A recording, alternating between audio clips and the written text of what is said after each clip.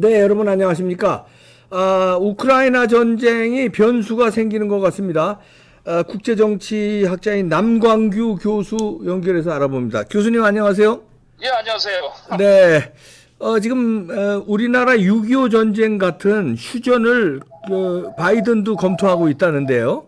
예, 예. 어떻게 보고 계십니까? 상황, 우크라이나. 예, 지금 뭐 우크라이나 전쟁이 벌써 이게 한참 이제 장기전으로 좀 접어들고 있지 않습니까? 네, 최근에 이제 소강 상태를 보이고 있고, 네, 뭐 그런 상황에서 아마 휴전을 모색해 보는 것이 네, 뭐 현실적인 그 방안이 될 수가 있거든요. 네, 뭐 그런 어떤 상황에서 바이든 행정부가 그걸 6.25와 같은 상황이다. 어찌 보면 이제 휴전을 좀 고려하는 것이 아닌가, 역할을 하는 것인가, 이런 것이 나왔다는 것은 뭐 어느 정도 지금 물밑 교섭도 가능성이 있지 않은가, 우크라이나 전쟁 종전을 위한. 네, 그런 걸 일단은 감안할 수가 있겠죠. 네, 물밑 교섭이 있는 것 같습니다. 왜냐하면 지금 예. 미국의 정치 전문 매체 폴리티코에서 예, 예. 이걸 내놓은 건데요. 백악관과 여러 기관에서 우크라이나 전쟁을 동결 분쟁으로 전환할 것을 지금 대비하고 있다.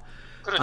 이러면서 잠재적인, 왜 우리 6.25 전쟁 휴전선을 그었잖아요. 예, 예. 그런 식으로 이제 공식 국경이 아닌 잠재적 선을 설정할 위치까지 지금 논의하고 있다, 이렇게 전했거든요. 이거 간단한 문제가 아닌 것 같은데요. 아마 이제 러시아의 이제 푸틴이 네, 어떤 생각을 갖고 있느냐가 이제 주요 관건이 되지 않겠습니까? 네, 예, 지금 상황에서는 이제 그 우크라이나 안에 있는 두 개의 그 자치 정부는 벌써 러시아령으로 들어가 있는 상황 아니에요. 네, 예, 그런 상황 속에서 만약에 휴전을 모색한다 그러면은 역시 전쟁의 그 중지를 어느 선에서 이제 마감하느냐. 네, 그렇게 되면 통상적으로 이제 전쟁 발생하기 이전에 국경 상태로 네, 하는 것이 이제 일반적인 그 국제 정치에서의 그 현상이거든요. 네, 예, 근데 그런 부분에 대해서 이제 아마 푸틴은 뭐 그런데 만족할 수가 있을지 모르지만 네. 또 지금 이제 우크라이나 같은 경우는 또 상당히 이제 공세적으로 나오고 있잖아요, 거꾸로. 그렇죠. 예. 예, 그런 점에서 과연 우크라이나가 생각하는 또 그런 그 타협의 조건들이 있잖아요. 네.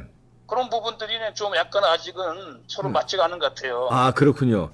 예, 그런데 이제 이 전쟁이 계속 장기화되면 예.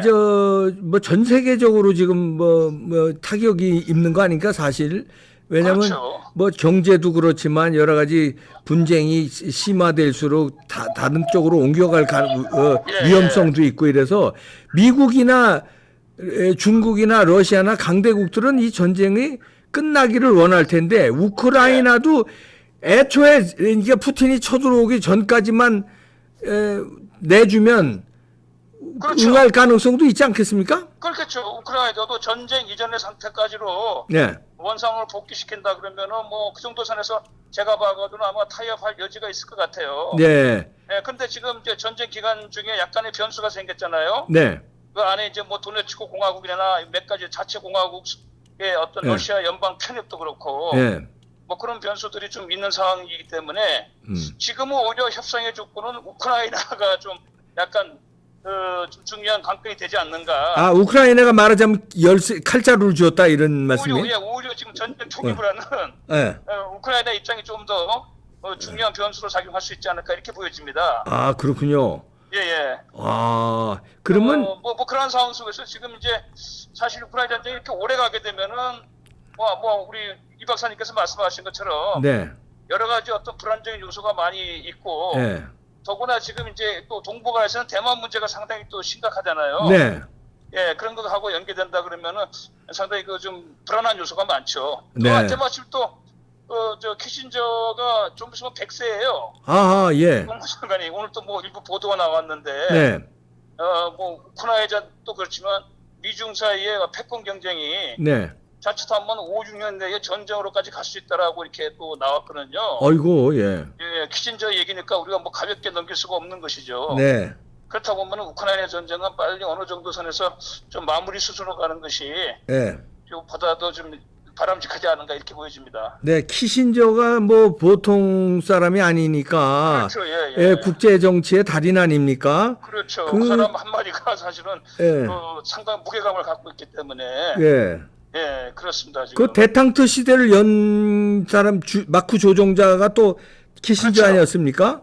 키신저가 그 두 가지 평가를 받아요. 네. 대탄트를 열었다고 하는 평가와 함께 네, 그 과정 속에서 너무 강대국 중심으로 하다 보니까 그렇죠. 예. 약소국들은 상당히 피해를 입었잖아요. 예. 뭐 예를 들어서 이제 베트남 전쟁 같은 게 대표적이잖아요. 네. 예, 결국은 이제 미군이 그냥 평화협정해가지고 빠지는 바람에 네. 그 베트남이 공산화되어지는 그런 부분도 있잖아요. 네. 예, 그래서 사실 그 키신저가 그것 때문에 노벨 평화상을 받았는데 예. 나중에는 이제 반납하려고 했었죠. 예. 예, 반납하려고 했지만 이제 노벨상위원회에서 이제 그걸 받아주지 않았는데. 네.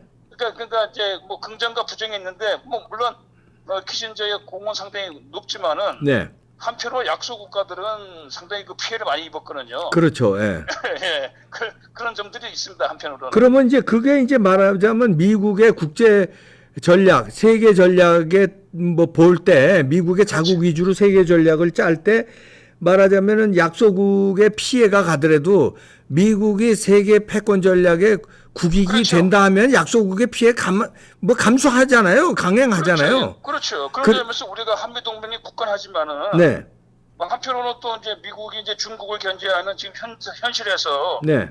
필요하다면 한반도로 언제든지 흥정의 대상이 될 수가 있죠. 그렇죠. 거래 대상이 될 수 있는 거 거래 아닙니까? 대상이 될 수가 있는 것이죠. 그때 이제 대만이 문제가 되는데 대만에 예를 들어서 먹겠다고 중국이 달려들고 패권 전쟁 아주 감수하고 달려들 때 미국 입장에서 적극적으로 막겠지만 야 북한 이제 우리가 신경 끌 테니까 대만은 니네가 신경 꺼라 이런 식으로 딜이 될 수도 있나요?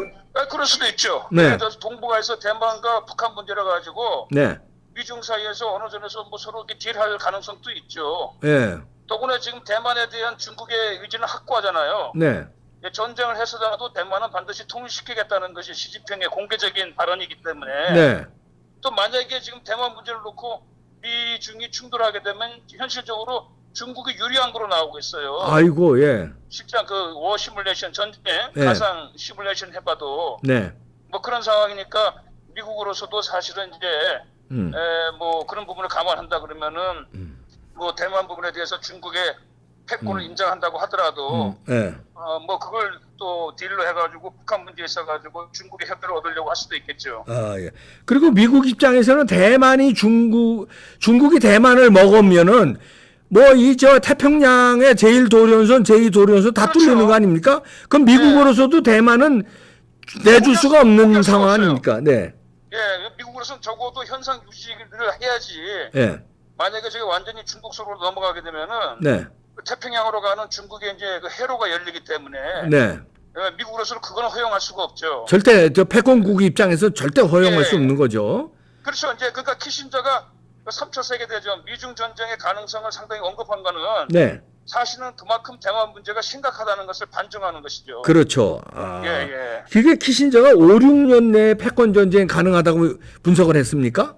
예, 예. 오늘 이제 보도가 나오고 보도가. 왜냐면 이제 좀 있으면 27일인가가 이제 그 키신저가 100세가 돼요. 네. 그래가지고 이제 아마 특집으로 네. 미국의 이코노미스트인가 뭐 거기서 이제 그 대담한 내용 중에 나오는 건데. 네. 그래서 오늘 뭐 조선일보나 동아일보 그런 대부분 났어요. 네. 5, 6년 내에 미중 사이에 전쟁 가능성이 높다. 네. 상대적으로 뭐 그런 네. 부분이 나왔기 때문에 그거와 연관하시더라도 우크라이나 전쟁은 지금은 이제 어느 정도 강대국 사이에는 그리고 또 미국으로서는 네.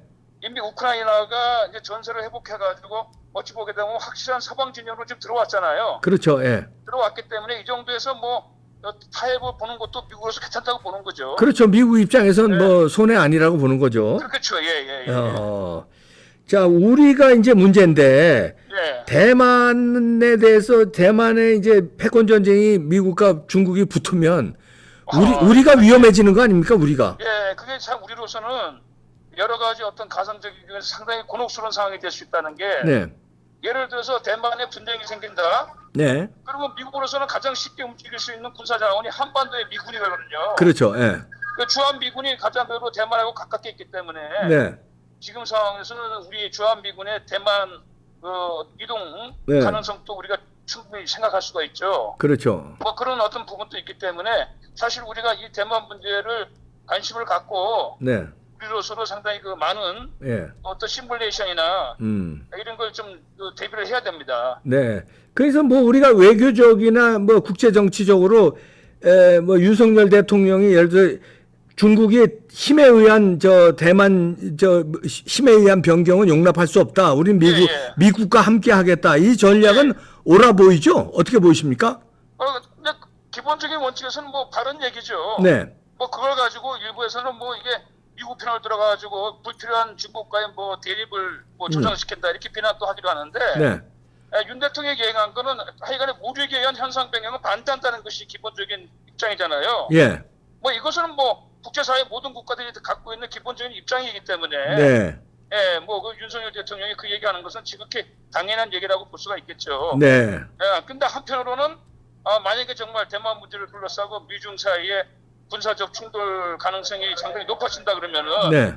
뭐 그런 부분에 대해서는 우리가 나름대로 좀 고민을 하면서 네. 여러 가지 외교적 군사 안보적인 부분도 좀 우리가 생각해 봐야죠. 그렇죠. 네. 예. 아이고, 이제 참 하여튼 국제 정치라는 게 이제 한 발치도 예측을 할 수도 있지만 예측 의해서 어긋날 수가 있기 때문에 예. 네, 그래서 사실은 네. 지금 미국에서도 네. 최근에 우리가 이제 윤석열 대통령이 G7 회담에 참석했잖아요. 네. 지금 동경에 갔는데 그래서 미국 내에서는 또 그런 얘기도 나와요. 네. 네이토를 가지고 북대서양 조약기구에서 아시아의 한국을 좀 네. 뭐 같이 좀 포함시키는 거다 그런 주장도 나옵니다. 아유, 예. 나토에 한국도 포함시키자. 예. 네네. 그런 얘기도 미국 내에서도 논의가 되거든요. 네. 뭐 그런 부분들은 이제 만약에 대만 사태가 생겼을 때 네. 미국의 어떤 그런 그 군사 작전을 좀 용이하기 위한 부분도 있고요. 네. 그런 부분이 있습니다. 네, 그렇군요. 아이고, 지금 전철역 근처 같은데, 하여튼, 남경구 교수님, 이렇게 바쁜 와중에서도 연결해줘서 고맙습니다. 예, 그래도 어떻게 상황이 안 좋은데 잘 들렸습니까? 네, 잘 들렸습니다. 네. 그래요. 예, 감사합니다. 고맙습니다. 예. 네, 고맙습니다. 네. 아이고, 이게 지금, 우크라이나, 이게 국제정치가요. 이 스파크가 여기서 튀면은 이게 스파크가 거기서만 튀는 게 아니라 이게 다른 데서 뭐 이상하게 튈 수도 있고 오판에 의해서 튈 수도 있고 그게 이제 역사적으로 많이 증명이 되잖아요. 뭐 1차 대전, 2차 대전도 1차 대전 일어나자 하고 뭐 다 다구리로 붙은 게 아니라 여기서 붙었는데 어떻게 이렇게 연결되다 보니까 세계 대전이 되고 그러는데 대만 문제가 미국이나 중국으로서 양보할 수 없는 지역이거든요. 거기서 시진핑의 오판으로 붙게 되면 이게 이제 골치 아파집니다. 그러면 미국으로서는 대만이 더 중요하기 때문에 한국보다. 왜냐하면 태평양이 다 뚫리니까요. 그렇다 보면은 한국을 좀 빼면서 대만에 집중할 수 있다. 그렇게 되면 김정은이가 또 오판할 수가 있거든요. 그걸 또 시진핑이가 부추길 수 있어요. 야, 내가 대만 먹으러 칠 테니까 미국이 이쪽으로 집중할 때 너는 미국의 힘을 분산시키기 위해서 너는 나만 먹어라. 뒤에는 이 형님이 있다. 뭐 이런 식으로 오판. 스탈린이 그 전에 김일성 꼬셨듯이요. 그런 식으로 하면은 이게 걷잡을 수 없는 소용돌이로 들어갈 수도 있기 때문에 그러려면은 하여튼 방법이 최선의 방법이 있겠습니까? 지금으로서 최선의 방법은 한미일 군사동맹 이거 굳건히해서 대만도 건드리지 말아라. 그리고 대만 건드려도 우리 대한민국은 굳건하다는 미국과 일본의 한미일 동맹이 굳건하다는 걸 국제사회에 보여줘야 북한도 오판을 못하고 시진핑이도 오판을 못하고 이렇게 되는 거거든요. 그래서 그런 것도 외교적으로도 중요하고 실질적으로 한미일 아주 군사 동맹을 실질적으로 끈끈하게 실력으로도 가지고 있는 것도 중요하고요. 자원으로도 가지고 있는 것도 중요하고요. 그 다음에 정보 같은 것들, 그 다음에 신뢰, 강하게 신뢰관계가 있으면 포기하지 않거든요. 그런 거 신뢰감을 확실히 주고 윤석열 대통령이 지금 아주 잘하고 있고요. 그리고 마지막으로 우리가 핵도 가져야 되지 않나. 핵이 있으면 저쪽에서 오판하겠습니까? 우리가 핵이 있는데 그것도 연구해 볼 대상 아닌가 그런 생각이 듭니다. 국제 정치가 어떻게 돌아갈지 참 불안하기도 하고요. 그 불안한 거를 예측 가능하게 하는 게 한미동맹 굳건히 하는 거예요. 그 다음에 한미일 군사동맹 굳건히 하는 거고요. 그래야 어느 정도 예측이 안정되거든요. 마치겠습니다.